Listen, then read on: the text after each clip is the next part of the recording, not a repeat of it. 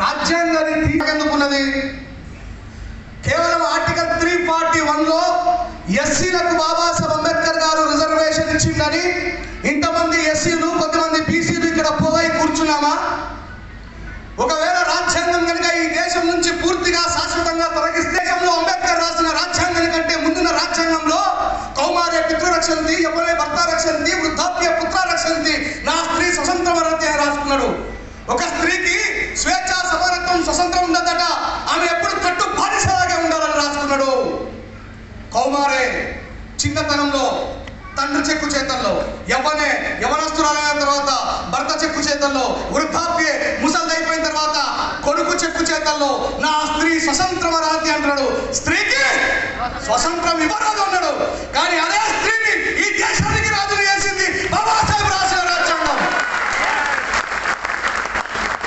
వేల సంవత్సరాల నుంచి మేము ఒక రాజ్యాంగాన్ని రాసుకొని స్త్రీని కేవలం వంటింటి కుందేలుగా, శారీరక సుఖాన్ని ఇచ్చేటువంటి ఒక మిషన్ గా చూస్తూ ఉంటే, వీడెవడో వచ్చి స్త్రీని సమానత్వంతో ఉండాలని చెప్పేసి అన్నాడు. అంటే మరి అంబేద్కర్ రాసిన రాజ్యాంగం మీద వాడికి కోపం రాదా?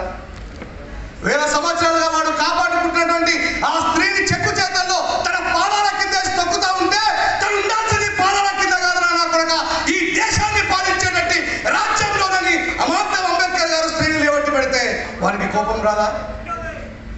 నిజంగా ఈ దేశంలో ఎంతమంది స్త్రీలకు బాబాసాహెబ్ అంబేద్కర్ గారు స్వేచ్ఛనిచ్చిన విషయం తెలుసు? ఇక్కడ ఉన్నటువంటి చదువుకున్నటువంటి ఆడవాళ్ళకు కూడా ఎంతమందికి తెలుసు?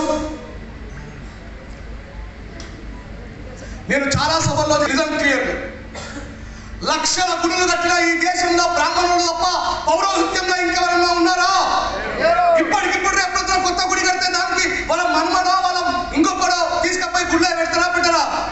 ఈ దేశంలో పుట్టిన ఏ కులానికి చెందిన వ్యక్తి అయినా ప్రపంచంలో ఉన్న ఏ యూనివర్సిటీలో చదువుకునేటువంటి అవకాశం ఉందా లేదా?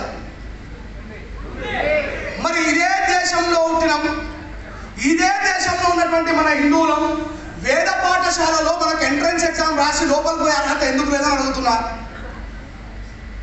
ఆ వేద పాఠశాలలో కేవలం బ్రాహ్మణులు మాత్రమే చదువుకోవాలి.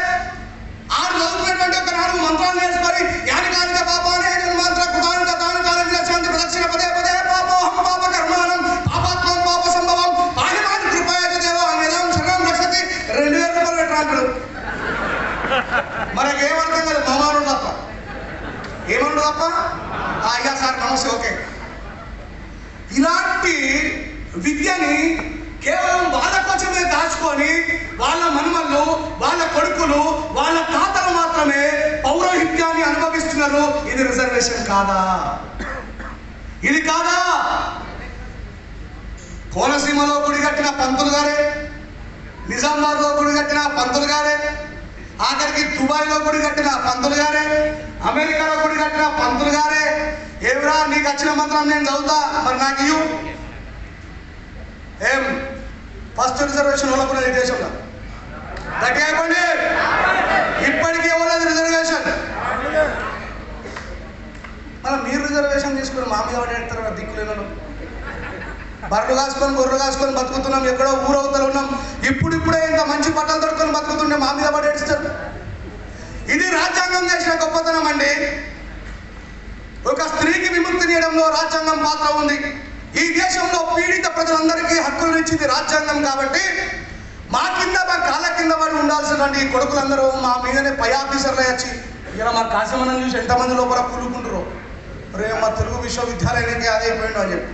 అదే ఒకసారి కాశీమనంలో తాతనో కాశీమనంలో బాపునో ఆలోచిస్తే మనం ఎంత మొన్ననే కదా అంత అభివృద్ధిలోకి వచ్చింది. నాకు తెలిసి కాశీమనంలో బాపు చదువురాకపోవచ్చు, అఫ్కోర్స్ అన్నకే వచ్చింది. అంటే ఒక్క జస్ట్ లాస్ట్ ఇయరే లాస్ట్ తరమే విద్యని పొందుతుంటే మన పిల్లలకు అసలు గవర్నమెంట్ స్కూళ్ళలో విద్య నేర్చుకునేటువంటి పరిస్థితి ఉంది కదా, ఉందా? ప్రైవేట్ స్కూళ్ళలో పోయి మన పిల్లలు ఎస్సీ ఎస్టీ బీసీల పిల్లలు ప్రైవేట్ స్కూళ్ళలో లక్షలాది ఫీజులు పెట్టి చదువుకునే పరిస్థితి ఉందా? వాడేమన్నాడు? అధ్యానం అధ్యాపకం బ్రాహ్మణ నామ కల్పయాత్. అధ్యానం అంటే నేర్చుకోవడం, అధ్యాపకం అంటే నేర్పడం, బ్రాహ్మణ నామ కల్పయాత్. ఇది కేవలం బ్రాహ్మణులకు మాత్రమే సొత్తు. దాన్ని నరికి ఇది బాపర్ల సొత్తు కాదా మా సొత్తు అని చెప్పి ఒక విశ్వవిద్యాలయానికే కాశీమను చేసింది. దట్ ఈస్ బాబాసాహెబ్ అంబేద్కర్ గారు.